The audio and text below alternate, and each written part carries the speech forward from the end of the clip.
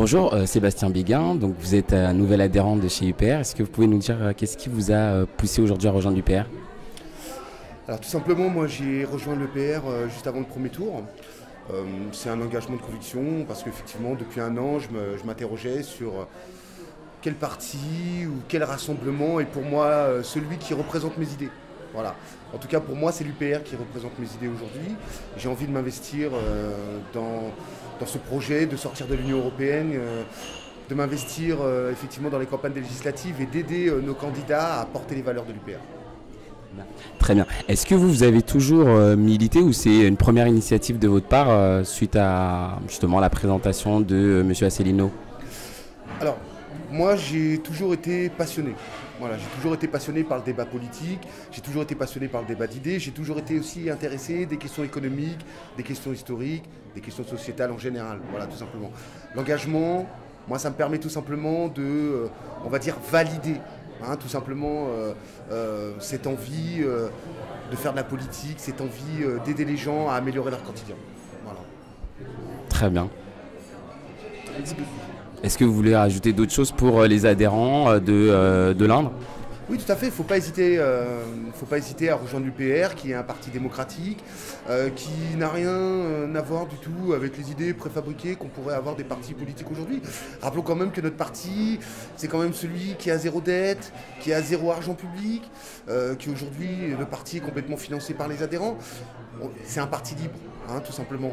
Un parti libre par sa liberté vis-à-vis des lobbies financiers ou vis-à-vis des influences externes ou des influences industrielles.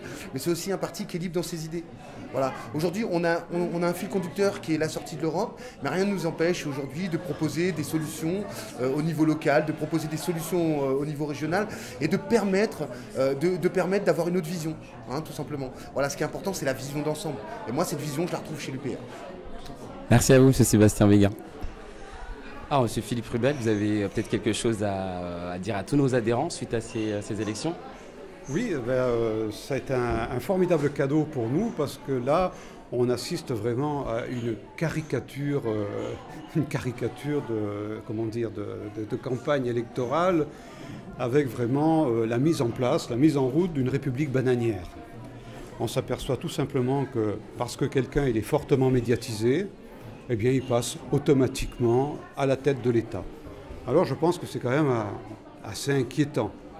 Donc il faut se poser la question de savoir, constitutionnellement, est-ce qu'il ne va pas y avoir moyen, plus tard, de contrer ce genre de choses qui est une atteinte flagrante à la démocratie, puisque déjà, au niveau individuel, il y a des lois sur les dérives sectaires. Là, il me semble qu'on est sous l'emprise d'une dérive sectaire. L'abus de confiance aussi. L'abus de confiance, il existe au niveau individuel. Et là, on assiste vraiment à un abus de confiance des populations. Alors moi, je me pose la question, est-ce qu'il ne va pas falloir agir dans l'avenir pour éviter de se retrouver, dans ce que je viens de dire, une république bananière? Alors, quelle serait la suite justement pour l'UPR? La suite pour l'UPR, eh bien justement, l'UPR, souvent pour m'amuser, je dis que l'UPR c'est un peu l'union pédagogique républicaine. En fait, nous ne sommes même pas un mouvement politique, nous sommes plutôt un mouvement pédagogique. On adore expliquer aux gens comment ils se sont fait avoir, tout simplement.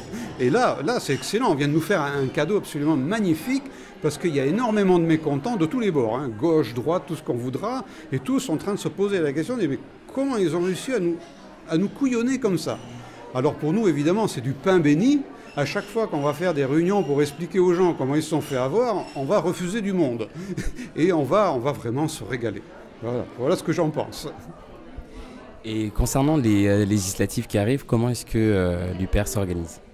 Les législatives qui arrivent, eh bien justement, les futurs candidats pour les législatives, les futurs députés, ils ont pour mission de défendre la nation, de défendre notre constitution.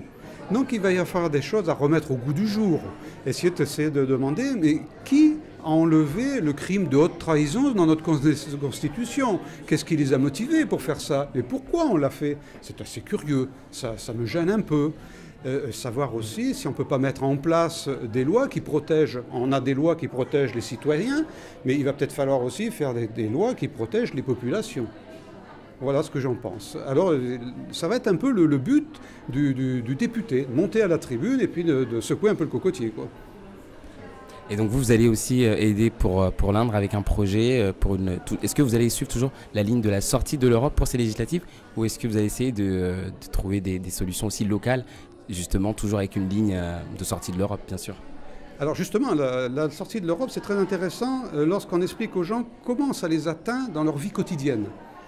Et il faut plutôt partir d'en bas, leur dire « Ah ben vous voyez, par exemple, je donne juste un exemple vite fait, parce qu'il y en a une multitude, par exemple le regroupement des communes. » Alors les gens se disent « Mais bon sang, le regroupement des communes, mais pourquoi on nous fait ça, etc. » Alors on leur explique, on leur demande s'ils veulent bien qu'on leur explique, parce que c'est un peu complexe. On rentre dans des réglementations européennes avec des articles de loi, c'est un peu rébarbatif, mais s'ils le demandent, s'ils sont assoiffés de savoir, on leur explique. On leur dit, ben voilà, les regroupements de communes, ce n'est pas une décision française, c'est une décision européenne. Il y a maintenant le chef d'État, ce n'est plus ni moins que le valet de l'Europe, ce n'est plus un chef d'État. Voilà. Et c'est pour ça que dans notre vie quotidienne, ça a des incidences, entre autres. Il y en a des tas, hein. On pourrait, si je commence là-dessus, tous les incidents, enfin tous les problèmes qu'on a dans notre vie tous les jours à cause de l'Union européenne, je pense qu'à 2 h du matin, on va y être encore. Alors bonjour Nicolas, tu es un militant de l'UPR. Alors est-ce que tu peux nous donner un petit peu ton ressenti suite à ces élections qu'il y a eu dernièrement? Moi je suis plutôt satisfait du retour que j'en ai. Je sais qu'il y a de la déception au sein de l'UPR. Mais je mesure aussi, moi, ça fait maintenant depuis 2015 que je suis adhérent à l'UPR. Et je me souviens de cette démarche qui était la mienne, de ne jamais avoir eu de carte nulle part, de ne pas voter. Par amour de la démocratie, assez paradoxalement. Donc j'étais toujours très déçu quand j'entendais les médias de montrer du doigt ceux qui ne votaient pas, d'oublier un peu ceux qui faisaient des votes blancs, ou ceux qui ne se présentaient pas le jour des élections alors qu'ils avaient des cartes d'électeurs, etc., etc. Et puis... comme le citoyen lambda que je suis, je pouvais mesurer au quotidien le SMIC qui n'augmente pas, les difficultés pour la majorité d'avoir du travail, etc., etc. Donc, vu une forme un petit peu de propagande, en tout cas de voir que tous les journalistes tiennent à peu près un discours unanime, pro-européen comme on dit. Alors moi j'aime l'Europe, hein, j'aime... les nations, etc. J'aime le monde entier si on veut, mais il n'y a pas de souci. Mais je voyais bien que ça n'était pas une Europe de fratrie comme on peut l'entendre. Je mesure dans mon quotidien, par exemple, des agriculteurs qui sont en souffrance.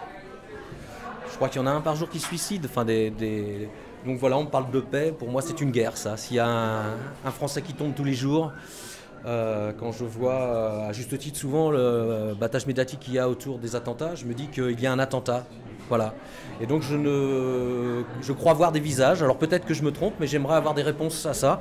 Et quand je suis face à une télé, que je n'ai pas d'ailleurs, que c'est le monde de l'ennui pour moi, mais quand j'entends un retour d'un journaliste médiatique, etc., un journaliste média classique, je me dis que il y a quelque chose qui va pas. Voilà. Donc je ne croyais pas à une envolée de François Asselineau et je suis ravi de faire 0,8 parce que je vois que le nombre d'électeurs a doublé depuis les régionales.